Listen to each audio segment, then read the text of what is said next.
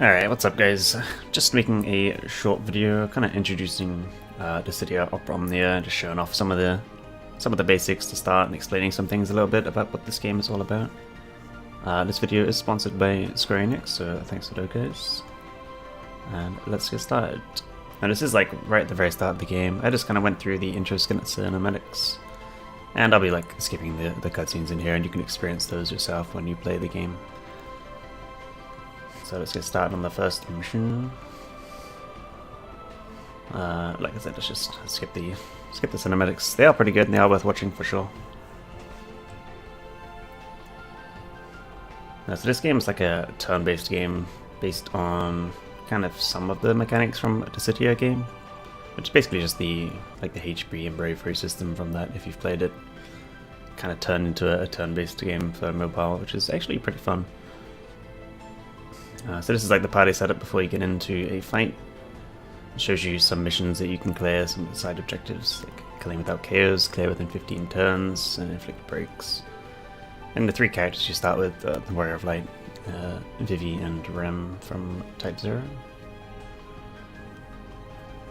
Okay, so the basics here is you can see the enemy has 184, that's the bravery. That's kind of like an armor and power value, I guess, like your attack value and your armor value in one. And you can do two types of attacks. One is a bravery attack, and one is like a HP attack. So what you want to do is lower the HP, the bravery there. And so you essentially steal that from them. That will lower their bravery if you do a bravery attack and increase yours. So Warrior of Light's bravery at the bottom is at the bottom, it's 281. And then once you've stolen enough of that from an enemy, you're lowering their kind of armor, the amount of damage you deal to them, or amount of damage they'll deal to you rather. And then you'll be able to do HP values attacks with that. But when you do a HP attack, you lose all of your current bravery. And then the other thing is a bravery break that you just saw. That's when you lower all their bravery to 0. That gives you a huge boost in your own bravery. So there it's like maxed out. And you can do a lot of damage then. And I'll set it back to 0 again after that. So that's probably quite a lot to take in straight away, but there'll be another example here now. So again, you start 100, 180 there, and then attack will lower the goblins and increase yours. Then you can do another bravery attack here to break the goblin and increase our bravery to maximum, and then a HP attack to use up our max bravery and deal damage to the goblin's actual HP value.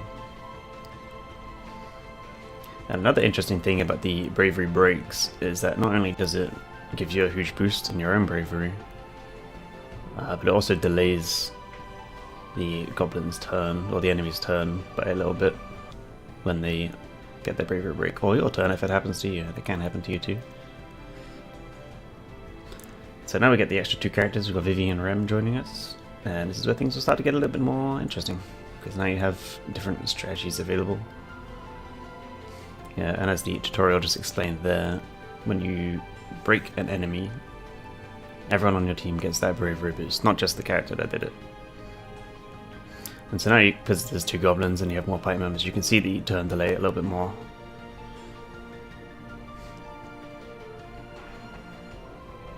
So now we have a little bit of strategy on when to break this enemy. See, now I can break Goblin A with Vivi. And now turn, you can see the turn order there, like the A is going to go behind Rem. So now Rem's going to get a turn before this Goblin instead.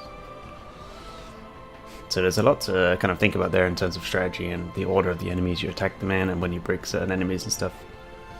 And that can be a lot of fun. It's kind of similar to Final Fantasy X if you're familiar with that and seeing the turn order. And that's a lot of fun to play with. Being able to kind of maximize the number of turns you get, try to deny the enemies from getting turns by killing them off. And we cleared all three side missions there, cleared without any KOs, any deaths. Less than 15 turns, which is kind of the harder one there. And inflict one-on-one breaks, which is basically given. I mean, this is obviously the tutorial fight, it's very easy.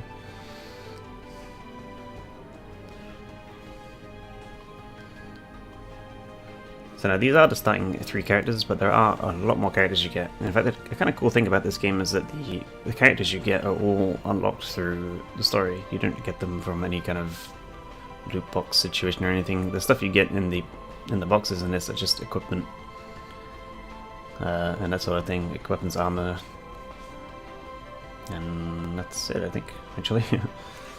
So you kind of improve your equipment with that, but all the heroes you get are from just clearing the story, which is really cool. And there's a lot to it too. I think in just the first chapter, I think you get an extra 8 to choose from, so there's a lot of variety. Okay, so now this is another tutorial fight, as you'd expect. This one introduces the chain attacks. Now, I'm not too sure when these happen. And from when I played the game, they just seem to happen kind of randomly, but occasionally you would send an enemy flying and your other characters could get an extra attack in basically for free. So here, War of Lights knocked them into the air, or Rem attack knocked them into the air, and then you can attack with the others and kind of chain your attacks together, and these are like really cool and really like useful to get. So there, two of them did a bravery attack, and then the third one did a HP attack because it was broken. But I was not actually able to figure out what caused those to happen. Hopefully you can. Maybe just replay the tutorial or something, rewatch the video. It might have said in that tooltip, but I kind of skipped over.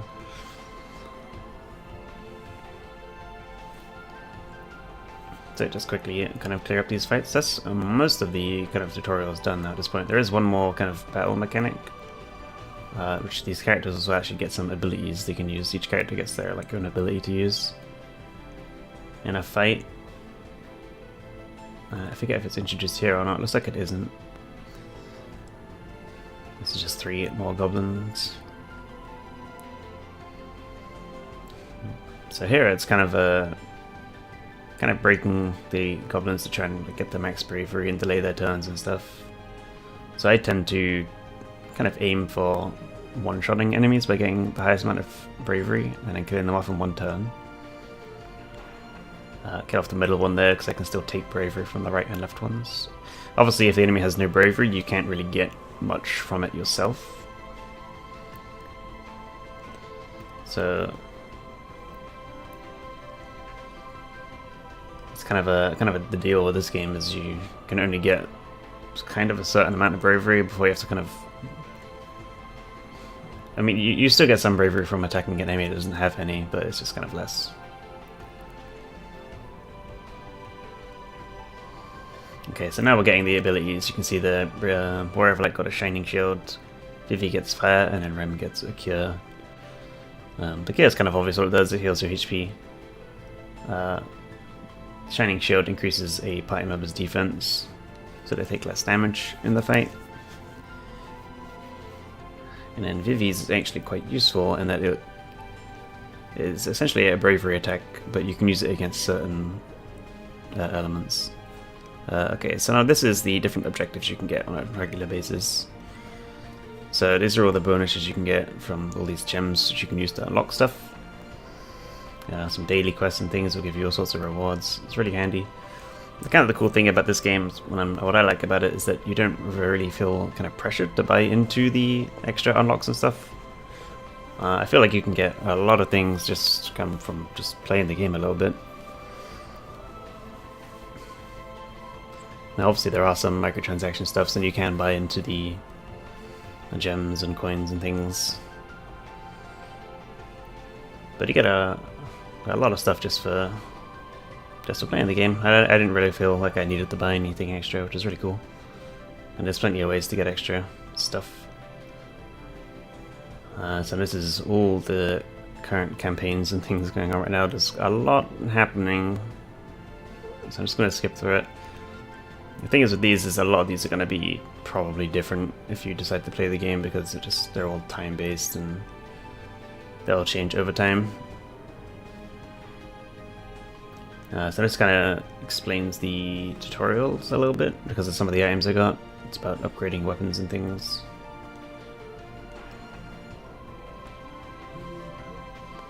Now we'll see if I can upgrade stuff and show that, but I think, yeah, I can't even show the store right now or unlock anything, so it's kind of a shame. Gonna have to complete the tutorial first. So unfortunately that's not going to be in the video, but the unlocking stuff is actually really cool as well. The equipment and everything is all a really good system.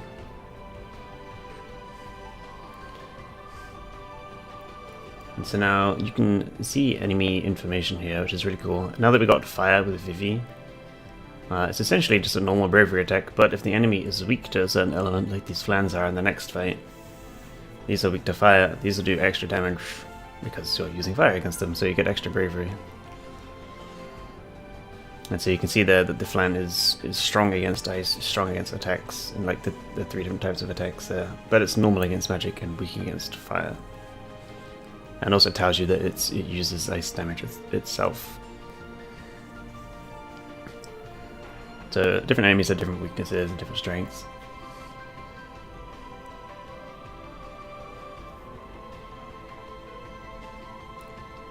And we'll see that like kind of further on in the game. For now it's only really the flans that have the different element weaknesses. But we only really have one different type of damage anyway, besides the different bravery attacks. So now you'll see the 5 next to the fire as well. That's the number of uses you get in a battle. There's not actually any MP or anything in this game, you just get a number of uses for an ability per fight. So I think you get 5 shining shields for War of Light, 5 fires, and 3 cures per fight. Now, I've personally never really used the shining shield because it's just... the game's easy enough at the start, you don't really need the extra defense and stuff. I kind of just keep attacking with him. And Rem, the same thing, I've never really needed to use the cure because the enemies at the start of this game are really quite easy. But the fire does come in handy for these flans, because you can see the amount of damage that Rem would be doing to them anyway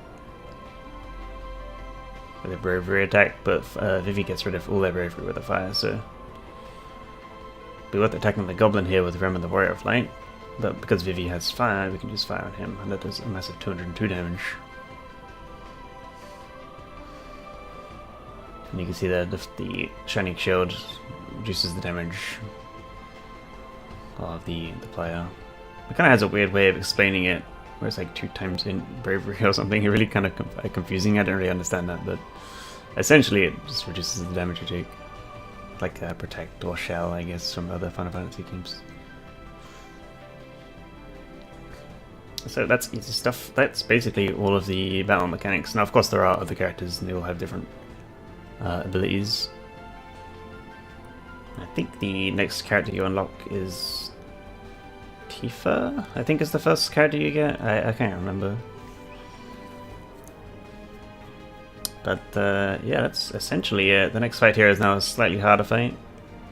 Now, like I said, the game does start off kind of easy, but it does have a hard mode. For each of the chapters, once you complete them, you unlock a hard mode version of them, which, well, is presumably a lot harder. I have not actually done them myself, so I can't say, but I assume it is.